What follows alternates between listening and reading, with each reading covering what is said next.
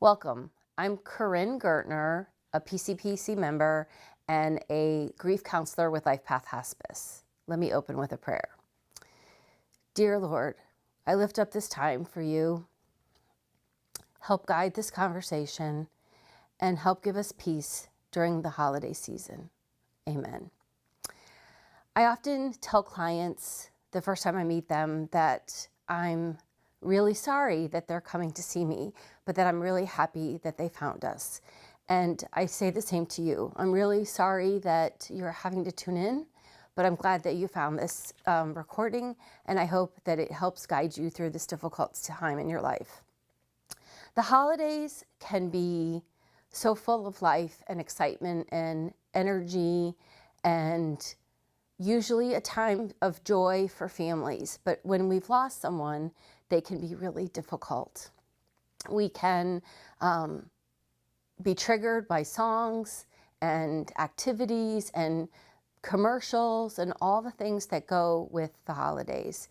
And I'm mostly here to tell you that there's nothing wrong with you. This is just that process.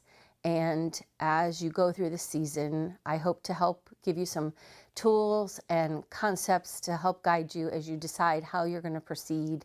But just know that you're okay. This is hard, but you're going to be okay, and you've got this. So a few things to think about is, I think the biggest thing is it's never going to be the same. And different is hard, but different can be okay. So just know from the beginning, that's what it's going to be. It's going to be different, and you may have to navigate that and figure out how to proceed and get everyone else to let you do what you need to do this holiday season. I think that when you lose someone you love, everything feels really surreal and in slow motion, and around the holidays, everything else feels really fast. So take some deep breaths. Always remember that if you're feeling stressed, the best thing you can do is just take a few really good cleansing breaths and then keep moving. I think that sometimes in today's world, we're really distant physically from other loved ones. So while we may have a great support system, losing the person that we lost, some of our rest of our support system may live far away. So hopefully you're looking at this video because you're a member of PCPC or a friend of PCPC, and you will have that support system as well. And know that Lifepath Hospice services are free to the community, and you don't have to have lost your loved one in our hospice medical care. So you can always contact Lifepath Hospice and get connected to a grief counselor and have additional support throughout the holidays and after if you feel like you need that. Part of why I think the holidays are hard is that the person who may have made the holiday special might be the person who's missing. And so that just even thinking about that is really difficult. The extended family that may be far away, and all the excitement other people are having and experiencing around us. And maybe our purpose feels different this holiday season. Maybe we're used to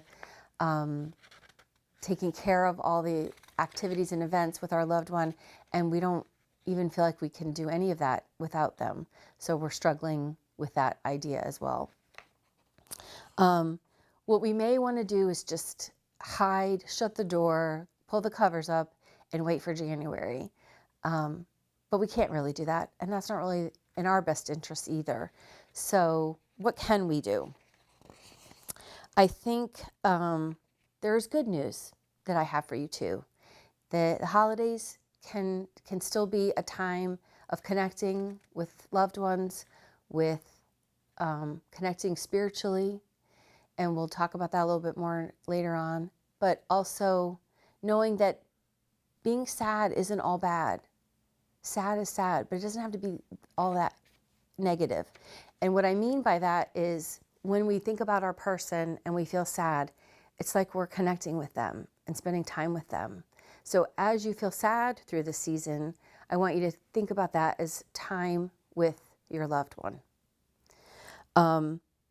And there are lots of ways to cope through the holiday season, which we'll go over.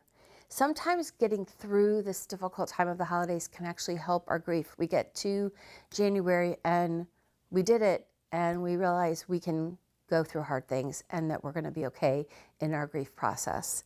But thinking about what can we actively do during this time. So the first thing I always tell clients is plan, have a plan. If we just put our head down and act like the holidays aren't happening around us, and we don't think about how we're going to get through invitations and other social events and all the other things that come with this season, we may continually feel overstimulated and overwhelmed and not know how to navigate things. So while sitting down and really thinking about this season and even writing notes and making an actual plan for yourself may be difficult and also bring up some feeling, in the long term, I think you'll be appreciative that you gave it some time at the front end. You kind of got ahead of all the emotion by setting time aside to make that plan for yourself and feel whatever you feel during that process. There's a saying, and I always stumble over it, but a failure to plan is a plan to fail. So think about how you plan for this time and what you're going to do and not do through the season so that you are ready for it. I recommend that to clients for all different reasons and things that they encounter after their person has passed, in terms of like holidays and birthdays and anniversaries of events. And the anticipation of something is often worse than the thing itself if we have a plan. So what I mean by that is we're already starting to think about it now as the Thanksgiving's approaching and then Christmas and the New Year. And you might just be like, I can't do it, I can't do it, I can't do it. But if you have a plan for yourself and you execute your plan, you'll be proud of yourself and you'll feel better on the actual days that you thought were going to be hard because you have a plan. It's impossible to escape the holidays. Even if you say, I'm not doing it this year, I'm not going to any events, I'm not sending cards, I'm not doing anything, you still can't walk into a store without seeing decorations of some kind, the music, the food, the commercials, the mail still comes regardless. So you can't fully escape it. You can make decisions about how you're going to do it, and you have control over that. And it's likely going to be very different, especially this first year, even if you resume normal traditions and all of those things in the future. And so just knowing that you can't escape it, so that's another reason to have your plan so you know how to handle it and help yourself get through it. Another concept is that the holidays aren't going to be what they have always been or once were. So that's, again, where that plan comes into play. And you can think about it as, I'm going to take a break from some things this year.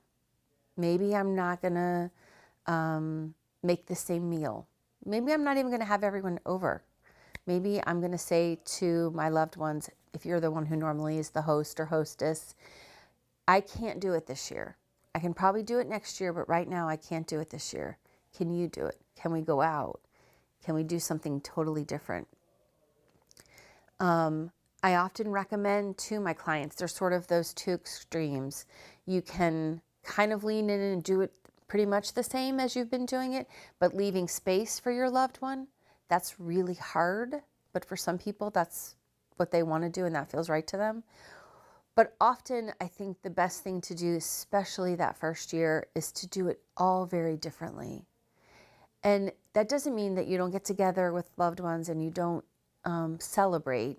It's just doing things differently, because doing it the way you've been doing it with your loved one may feel really strange and awkward and hard.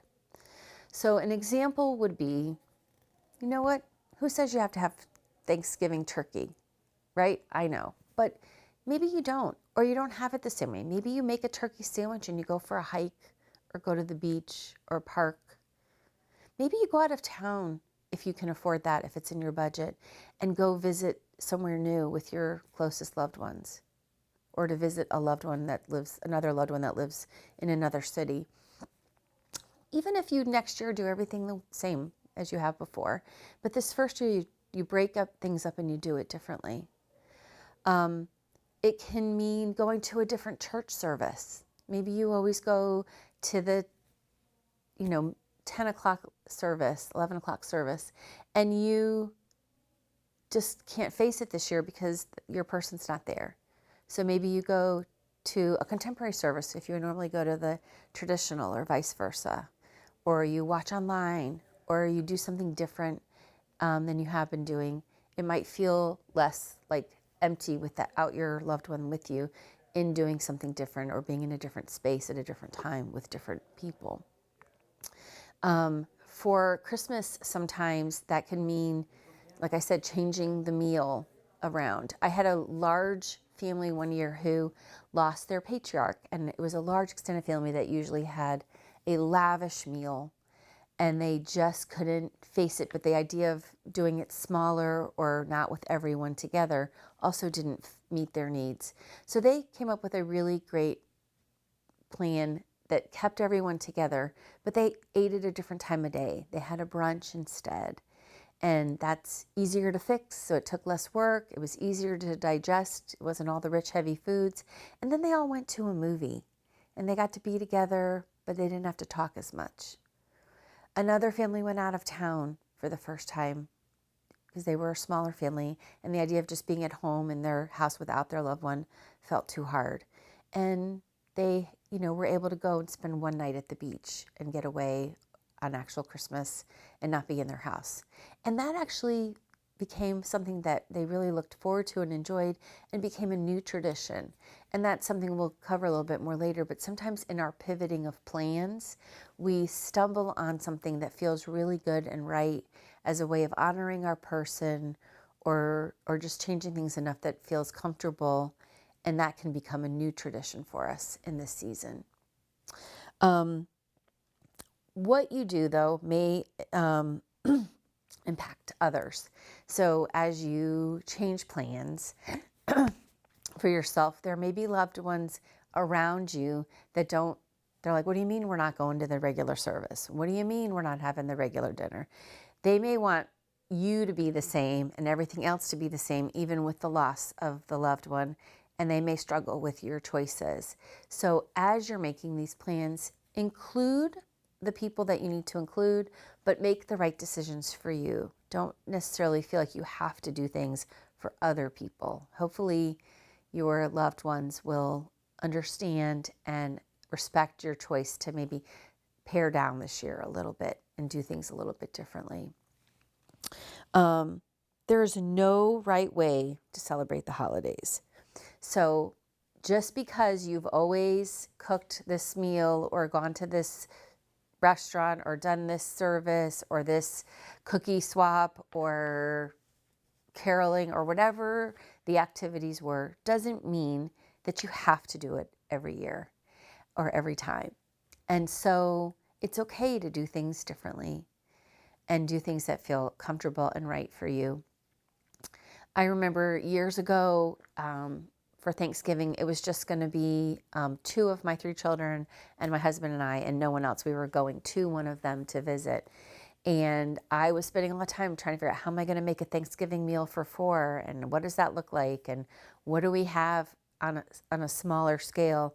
And someone piped in and said, I don't even really like turkey. And I was like, what? But then I realized, what am I doing? So we made a very different meal because it was really about being together. And so it wasn't what we think of as Thanksgiving dinner, but it was perfect for what we were doing. So be open to that. Think outside the box. I often tell my clients, take everything you know and turn it upside down and look at it from another angle. And you may find the thing that just feels right for you this season and this year in your loss and in the early part of your grief. And know that it's okay to do it whatever way feels right for you. So another concept I like to spend time on with folks is this idea of growth and change. There's actually research going on about something called post-traumatic growth in grief. And I think that's a great thing to be looking into, because I've talked about it for years and I didn't really have the name for it, but it's the thing that happens. If you've ever done any gardening or yard work and you've cut a branch back, that branch will always look severed, but around it is all new growth. So through hard things, we can grow.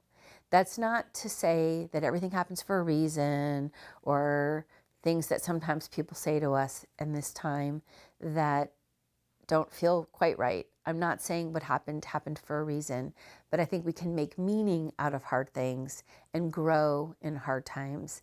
And so knowing that as you go through this time, hopefully will help guide you and give you some peace as well.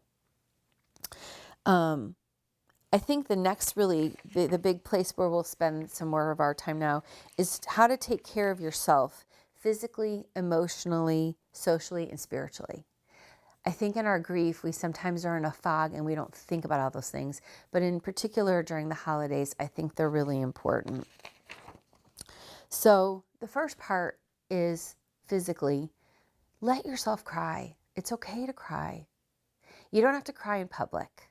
You can cry alone, in the shower, in the car. Just be safe when you're driving. I think sometimes we're afraid to cry, but it's also okay to cry in front of other people. I think you're one or the other or both. And it's okay if you're not a crier and you're not really crying. I hear sometimes like, I can't seem to cry. And maybe you can't. Maybe you're still in shock about what happened.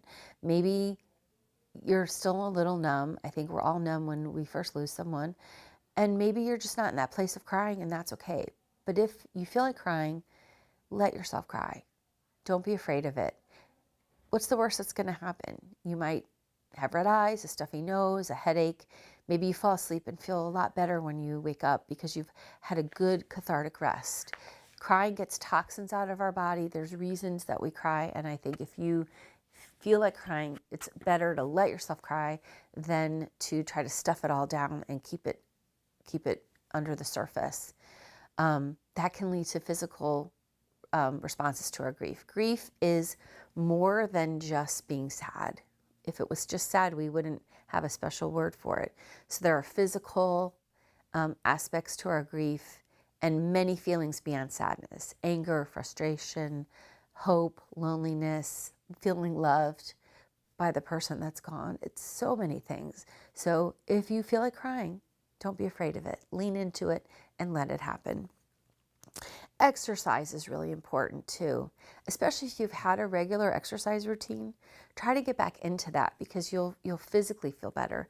But even if you've not someone who's really doing a regular routine, getting out, moving is really helpful. Even in the early parts of grief, I will tell people, just get out and walk to the end of your street and back, or go somewhere where you don't know anybody and take a little walk where you'll be in peace, because maybe you don't want to run into all your neighbors in this hard time and be asked a million questions.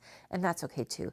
But movement is really important. So make sure that you do some light stretching or yoga, deep breathing, anything that resonates with you in this time. But exercise can really be important for our emotional well-being. And it's a good stress reducer too. It is the holidays, so there's lots of parties, events, eggnog, sweets, all these things. Don't overdo any of those things. Alcohol can be a depressant and actually make us more sad. It's not the answer to anything. And sweets can really affect our mood. So be mindful of that and make sure you're eating healthy in this time. Even if you have a really reduced appetite, sometimes in our grief that happens too. Know that, even if you're just taking small bites of things that sound good to you and feel good, but have some nutritional value. It doesn't have to be a whole big meal. You can eat smaller meals or snacks that are healthy and good for you to keep you going. And just, be thinking about that, as that's important in this time as well. It's okay to feel sad, like we said. Everyone who's had, even in the holiday season, a lot of times people are struggling with depression, even if they haven't had a major loss. It can be an emotional time for lots of people. So as you are going through things, just know that it's okay to feel sad, and lean into that and feel, again, like I said earlier, that you're connecting with your loved one. And accept ahead of time that there will be times when you're just going to feel extra depressed or sad, and have tissues ready and be prepared, but also let yourself feel some joy too, because you can't help but feel joyful when you're with friends and family, and your loved one would want that for you. And it's okay to give yourself permission to laugh and have fun. We sometimes feel awkward about that. I often hear from people the first time they hear themselves laugh after a big loss, it almost feels often strange because they haven't A, heard themselves laugh in a really long time, and B, like, am I now being disrespectful or forgetting my person? And I talk a lot with people about the power of and, that two things can be true. It doesn't have to be either or. You can be with friends and have a good time and laugh and enjoy yourself, and still really wish your person was there too. So know that as you're going through this season, a little grief break and having a fun moment with friends doesn't mean that you aren't still grieving or that you're somehow not holding that memory. It just means you're taking a little bit of a break. You have a chance to relax, and the grief is still there, and you can feel happiness and sadness all at the same time. So don't be afraid to also let yourself feel good when you do. And laughing is also, just like crying can be good for us, so can laughing. So if you're in a situation where you have a reason to laugh, and laughing and crying go together, we know that from all kinds of situations, but don't be afraid of laughing too. It's important. Spiritually, it's okay to struggle with that, I think, when you've had a big loss. And to be angry and hurt. I always like to think God's big enough to take it. So let yourself feel what you feel. If you need to, we have a great Stevens ministry and pastoral staff here. Those are great people to talk to. Praying and meditation are also really helpful in this time.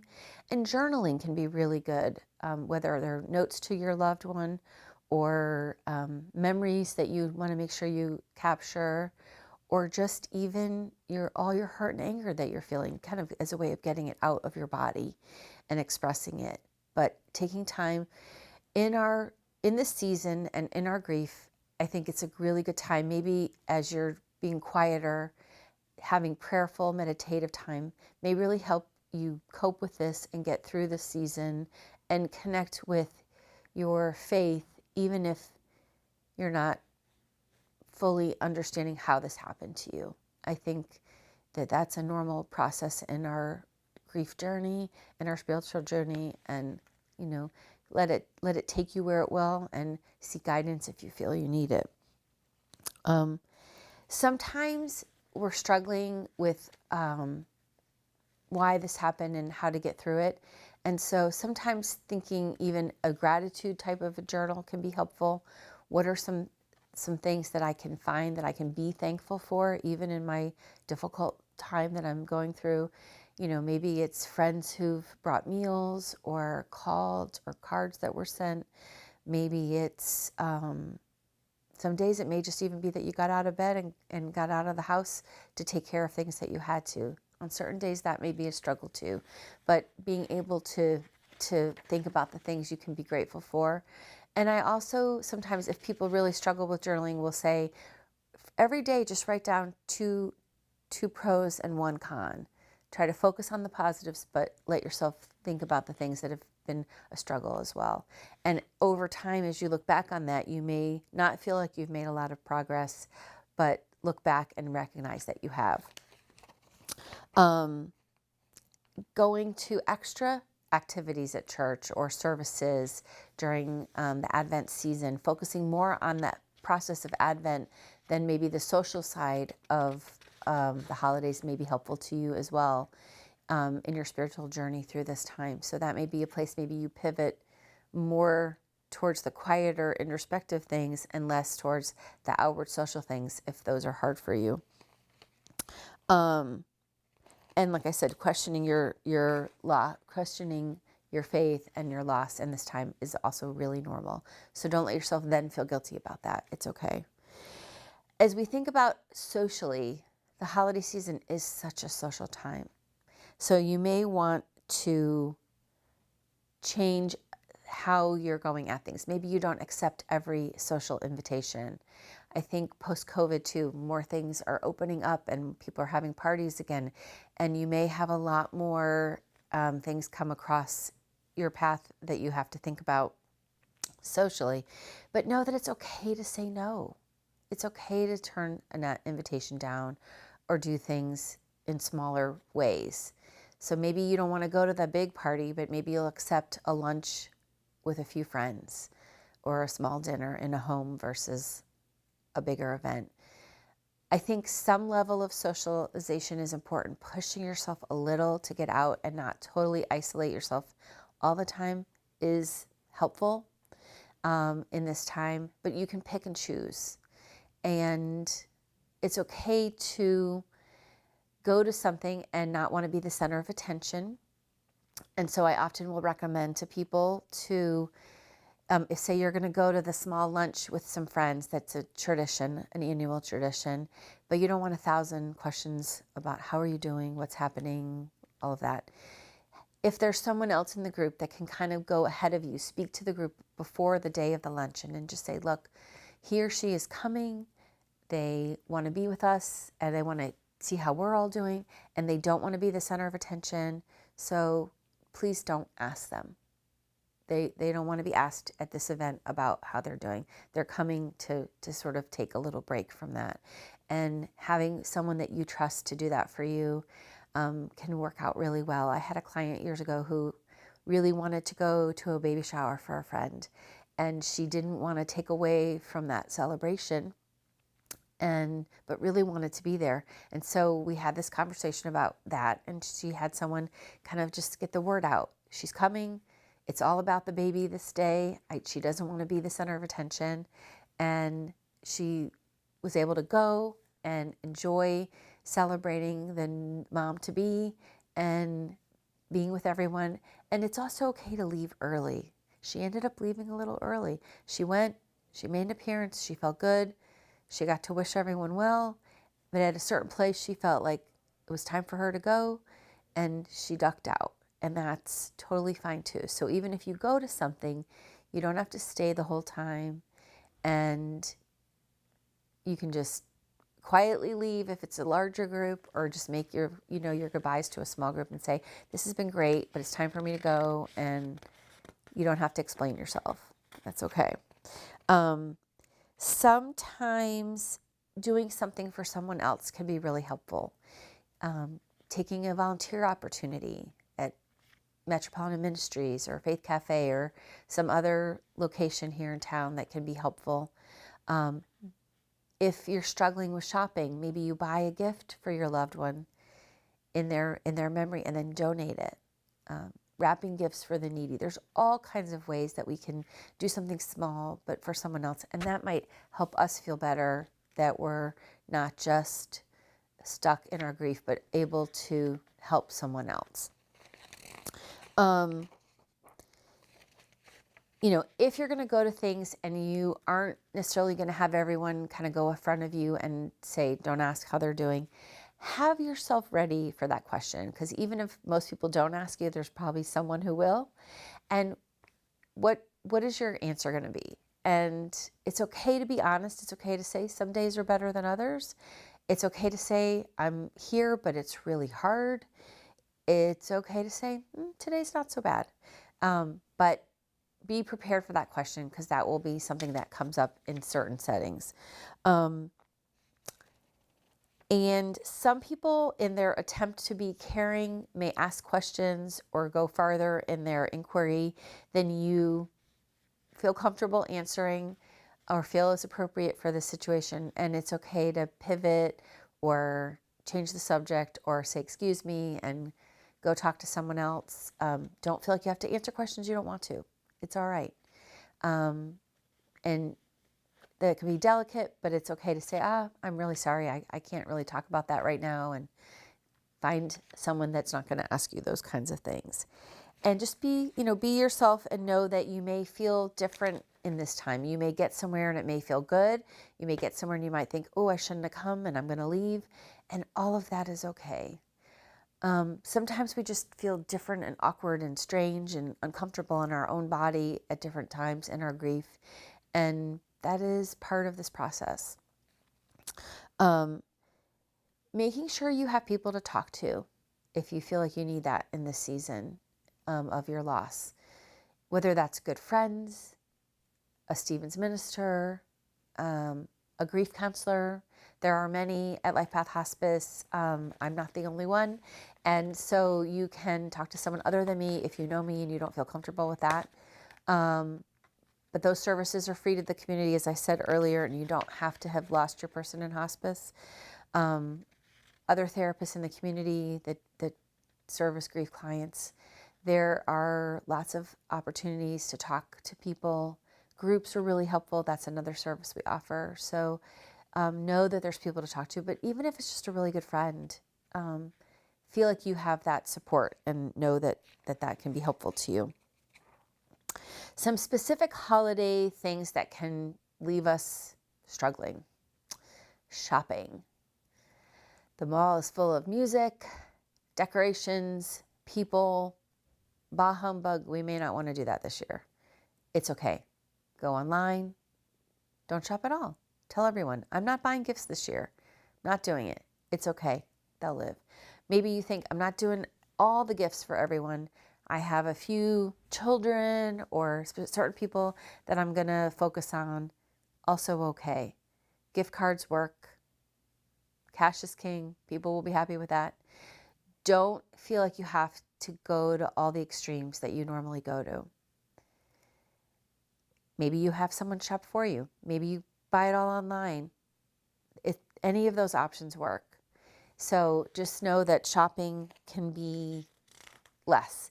If you really feel like you want to go, you're that person who goes and picks and selects and chooses, which I totally get. Maybe you have a friend go with you. Ask someone to go with you and say, just the idea of going to the mall by myself is too hard, or Target or wherever you're going. And have someone go with you. That's okay too. So I also would recommend maybe going at a less busy time. If you can go early morning when the stores aren't as crowded or when they first open, that may help too with some of that overwhelmed feeling. So think about all of those things and just be easy on yourself and don't feel like it has to be what it has been in the past. Greeting cards, right? You can take a break this year. You do not have to send a card. It's okay. Nobody may even notice. During the pandemic, there was one year that we have sent a holiday card for 34 years, though I've been married 35. No one seemed to notice or care. No one asked where their card was. The very next year, we were back to our card. We will send a card this year. But it was okay, and no one even questioned it. So don't feel like you have to send a card. You may have had a million thank you notes after the person that you love died, and the idea of sending more cards may be more than you can imagine. It's okay. Cards coming in. Somebody may send a card that doesn't know what happened. That's okay too. You may not want to read all the cards. It's okay to put them all in a basket or a pile and go through them at times when you're ready.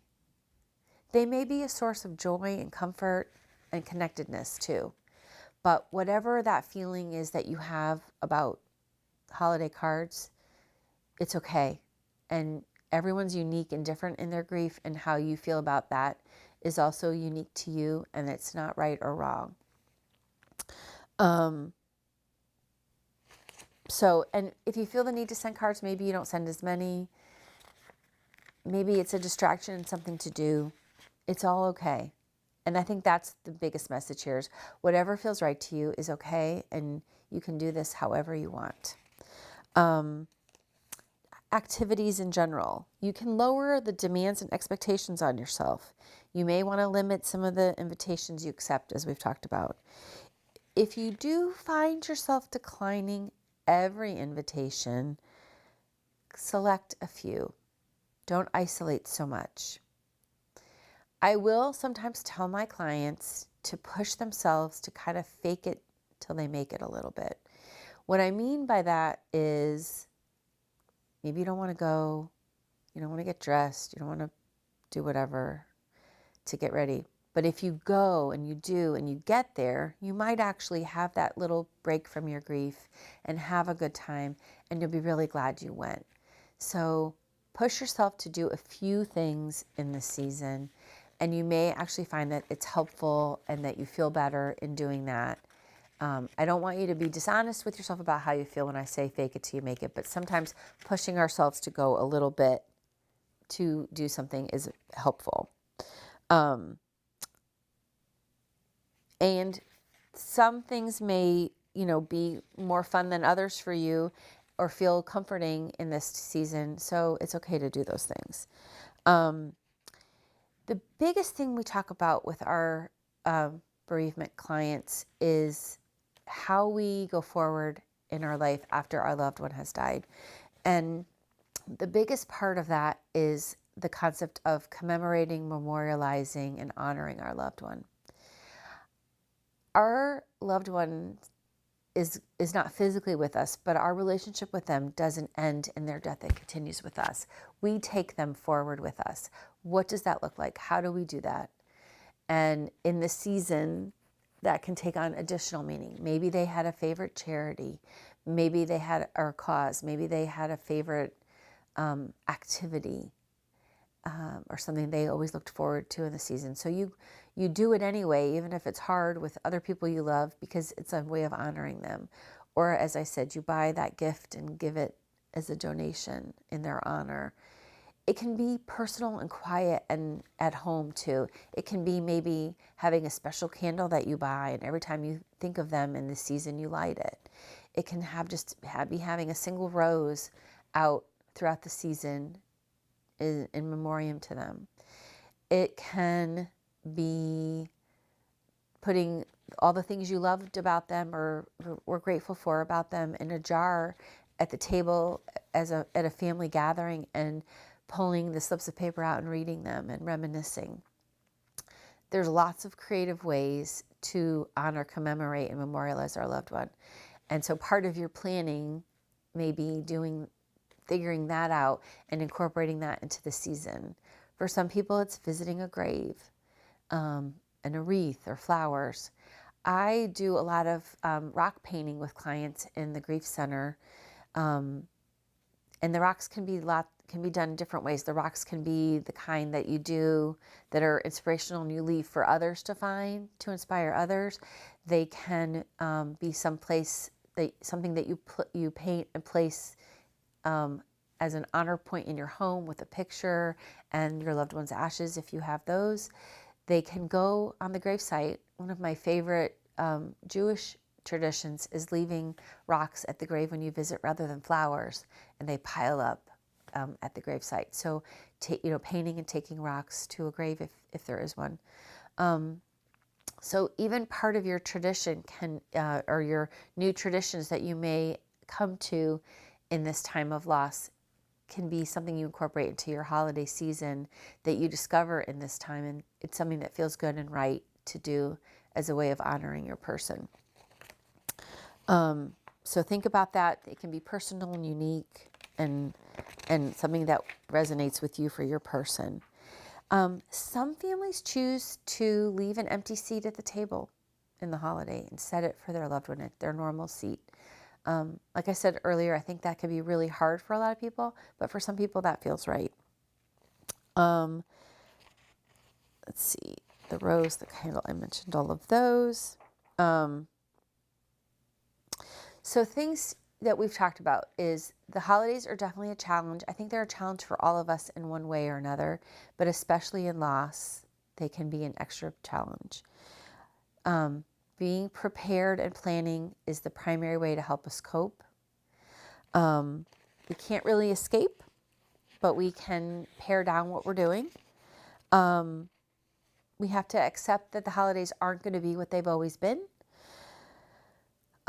But we have to consider the rest of our family and our plans. And in some cases, we may accept or want some input, but if you're the primary person in this equation, you get to make the final decision. So it's okay to listen to your other loved ones and what they hope and would like to see and respect, but you get to make the final choice. There's no right way to celebrate at any point, but especially when we're grieving. So if doing something completely out of the box, going away or whatever feels right to you, that's okay. Remembering that we can grow in hard places, that we definitely need to take care of ourselves physically, emotionally, socially, and spiritually during this season. And the biggest thing is just be kind and gentle with yourself. There is no right way to grieve. Part of why losing someone we love is so hard is because that love has no place to go when they're gone. So love and grief are two sides of a coin. I tell my clients that all the time. You can't have one without the other. So know that this is about love. I always like to think of Corinthians. So now faith, hope, and love abide in these three, but the greatest of these is love. And just know that you can be a testimony to your loved one in how you live your life. Blessings to all of you. Happy holidays.